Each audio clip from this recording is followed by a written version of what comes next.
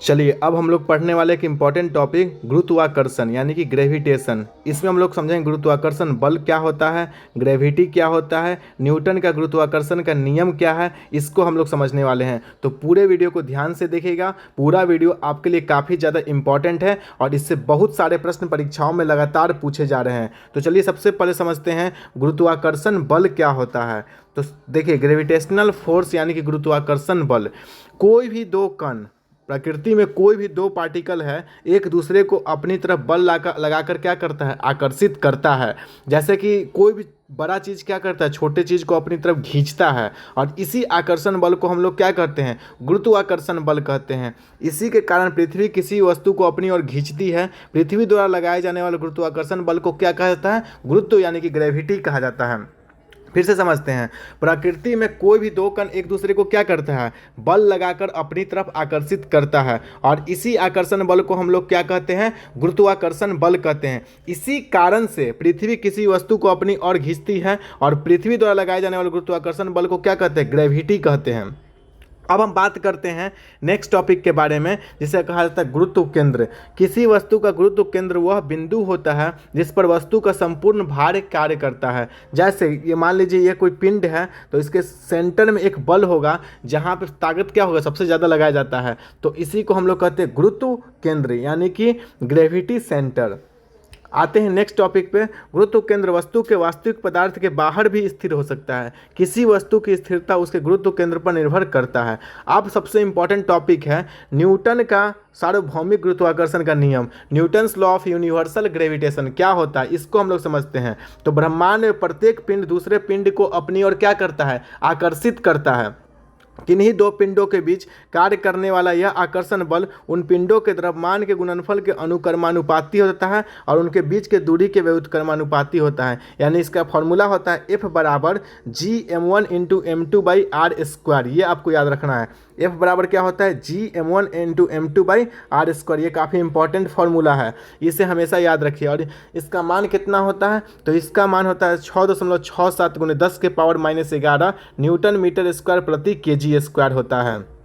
फिर से समझते हैं, ये काफ़ी इंपॉर्टेंट टॉपिक है। Newton's law of universal gravitation ये क्या करता है, ब्रह्मांड में प्रत्येक पिंड जो होता है वो दूसरे पिंडों को अपनी ओर आकर्षित करता है। अतः किन्हीं दो पिंडों के बीच कार्य करने वाला यह आकर्षण बल उन दोनों पिंडों के द्रव्यमान के गुणनफल के अनुकर्मानुपाती होता है तथा उनके बीच के दूरी के व्युत्क्रमानुपाती होता है। F बराबर Gm1 इंटू M2/r² होता है, जिसका मान होता है 6.67 × 10⁻⁻11 न्यूटन मीटर स्क्वायर प्रति kg²।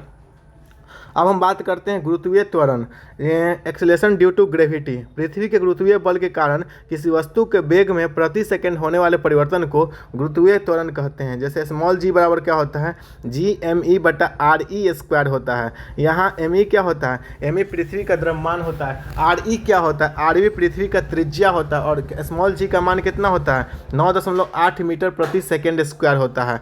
कैपिटल G का मान कितना होता है, 6.67 × 10⁻⁻11 न्यूटन मीटर स्क्वायर प्रति kg² होता है। ये जो कैपिटल G और स्मॉल g का मान है ये आपके लिए काफ़ी इंपॉर्टेंट होता है और ये परीक्षा में लगातार पूछा जाता है। 4 ऑप्शन आपको दे देंगे और अलग अलग मान आपको दिया जाएगा और फिर पूछा जाएगा कि सही उत्तर क्या होगा, तो उसमें आपको सही उत्तर का चुनाव करना होगा।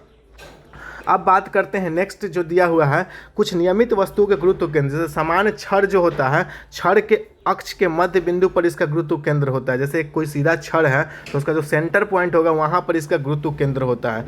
त्रिभुजाकार ठोस तरह क्या करती है, तो मध्यिकाओं का जो कटाव बिंदु होता है वहाँ पर इसका गुरुत्व केंद्र होता है।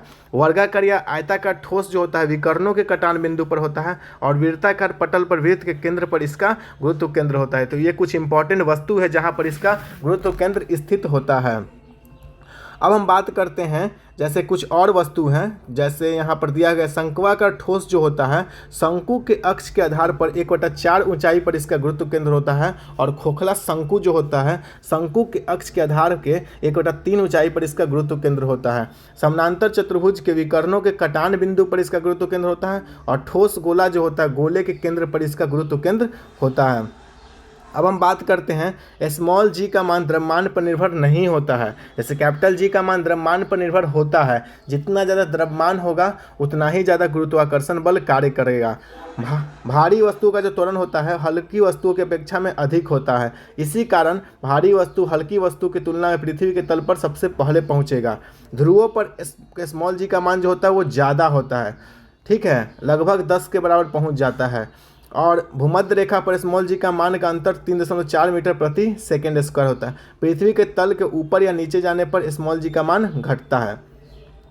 अब कुछ इंपॉर्टेंट यहाँ पर दिया गया है टॉपिक, जैसे पलायन वेग। अब हम लोग सोचते हैं कि कोई ऐसा बल भी तो कार्य करेगा जिसके द्वारा क्या होता है, पृथ्वी का गुरुत्वाकर्षण जो होता है वो कम हो जाए, पृथ्वी का गुरुत्वाकर्षण काम ही ना करे। तो अगर किसी भी पिंड को 11.2 किलोमीटर प्रति सेकेंड से ज़्यादा स्पीड अगर पर फेंकेंगे पृथ्वी पर से, तो वो वस्तु पृथ्वी पर नहीं लौटेगा, वो वस्तु डायरेक्ट अंतरिक्ष में चला जाएगा। और यही सिद्धांत पर रॉकेट को उड़ाया जाता है, उसका स्पीड इससे ज़्यादा होता है।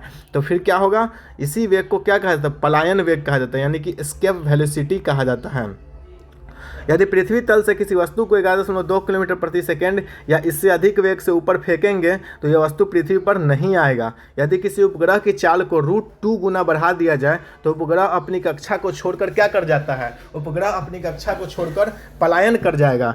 अब हम बात करते हैं कुछ इंपॉर्टेंट मान के बारे में, जैसे प्रकाश की चाल कितना होता है। तो प्रकाश का चाल तो हम सभी लोग बचपन से ही पढ़ते आ रहे हैं। प्रकाश का चाल होता है 3 लाख किलोमीटर प्रति सेकेंड, यानी 3 × 10⁸ मीटर प्रति सेकेंड प्रकाश की चाल होती है। ये चाल जो है प्रकाश की वो निर्वात की है, ठीक है, या हवा में है। ऐसे अलग अलग माध्यमों में प्रकाश की चाल अलग अलग होती है। स्मॉल जी का मान होता है 9.8 मीटर प्रति सेकेंड स्क्वायर। कैपिटल जी का मान कितना होता है 6.67 × 10⁻⁻11 न्यूटन मीटर स्क्वायर प्रति केजी स्क्वायर। इलेक्ट्रॉन का द्रव्यमान कितना होता है 9.11 × 10⁻31 किलोग्राम होता है। प्रोटॉन का द्रव्यमान 1.67 × 10⁻27 किलोग्राम होता है। अगर बात की जाए मूल आवेश का तो 1.6 × 10⁻19 कूलम होता है। प्लांक नियतांक जो होता है 6.63 × 10⁻34 जूल प्रति सेकेंड होता है। चलिए दोस्तों एक बार फिर से इसको रिपीट करते हैं। प्रकाश की चाल कितना होता है, प्रकाश की चाल निर्वात में 3 × 10⁸ मीटर प्रति सेकेंड होता है। स्मॉल जी का मान 9.8 मीटर प्रति सेकेंड स्क्वायर होता है। कैपिटल जी का मान 6.67 × 10⁻11 न्यूटन मीटर स्क्वायर प्रति केजी स्क्वायर होता है। इलेक्ट्रॉन का द्रव्यमान 9.1 × 10⁻31 किलोग्राम होता है। प्रोटॉन का द्रव्यमान 1.67 × 10⁻27 किलोग्राम होता है।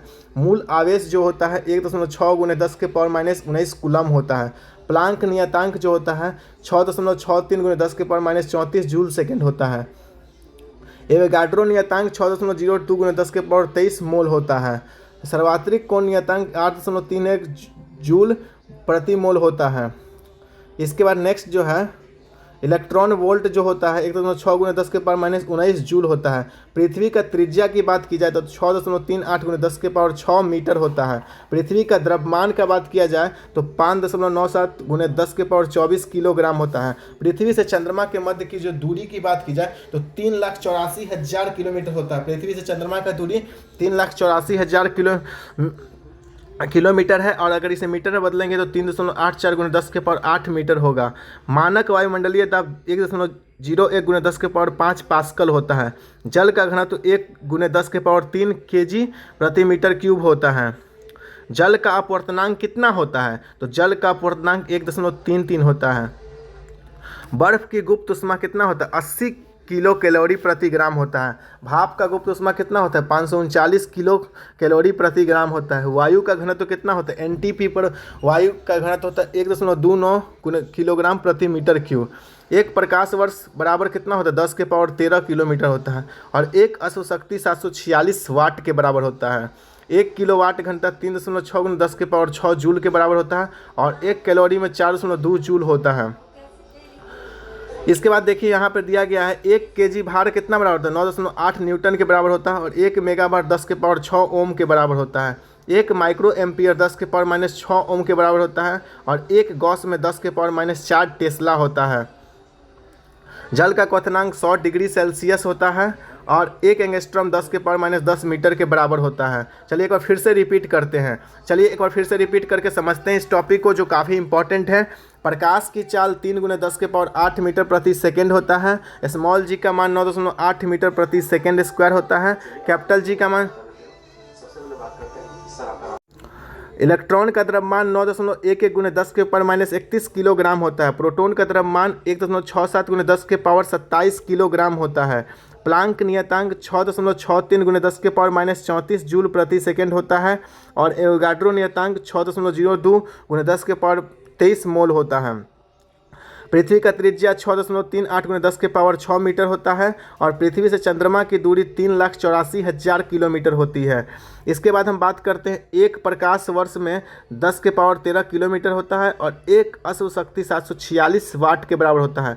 एक कैलोरी में 4.2 जूल होता है और 1 किलो भार में 9.8 न्यूटन होता है। तो ये कुछ इंपॉर्टेंट मान थे। आइए नीचे समझते हैं। लिफ्ट में व्यक्ति का भार। अब हम बात करते हैं, जब लिफ्ट ऊपर की तरफ जाता है तो लिफ्ट में व्यक्ति का भार बढ़ने लगता है, बढ़ा हुआ प्रतीत होता है। और जब लिफ्ट नीचे की तरफ आएगा तो व्यक्ति का भार घटा हुआ प्रतीत होने लगता है। जब लिफ्ट एक समान वेग से ऊपर या नीचे जाता है तो इस दिशा में कोई परिवर्तन नहीं होता है। अब हम बात करते हैं ग्रहों की गति का नियम। कैपलर नामक वैज्ञानिक ने ग्रहों की गति के कई नियम दिए, उसे हम लोग समझते हैं। वह आकाशीय पिंड जो सूर्य के इर्द गिर्द घूमते हैं वो ग्रह कहलाते हैं। मतलब ग्रह क्या करता है, सूर्य का यानी तारा का परिक्रमा करता है। हमारे सौर मंडल में पहले 9 ग्रह थे, लेकिन वर्तमान में 8 ग्रह है। प्लूटो को बाहर कर दिया गया है। प्लूटो को अब क्षुद्र ग्रह की श्रेणी में डाला गया है।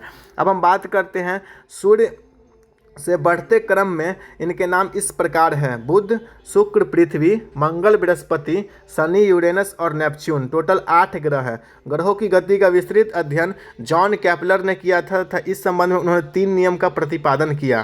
कैपलर के नियम को समझते हैं। प्रत्येक ग्रह सूर्य के चारों ओर एक दीर्घवृत्ताकार कक्षा में परिक्रमा करता है और सूर्य इसके फोकस बिंदु पर स्थित होता है।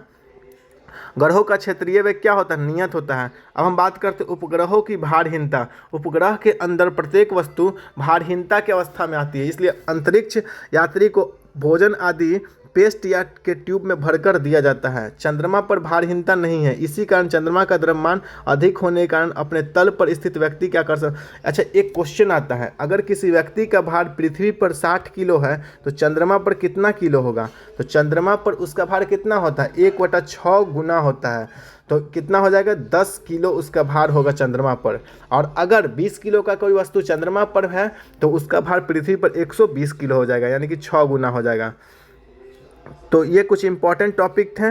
अब हम लोग नेक्स्ट टॉपिक में पढ़ेंगे कार्य, ऊर्जा और शक्ति को पढ़ने वाले हैं, और इसके बाद हम लोग समझेंगे ऊर्जा के विभिन्न रूपों को। ठीक है, तो अगले क्लास को भी आप लोग इसी तरह से देखिएगा। मिलते हैं अगले वीडियो में, तब तक के लिए जय हिंद।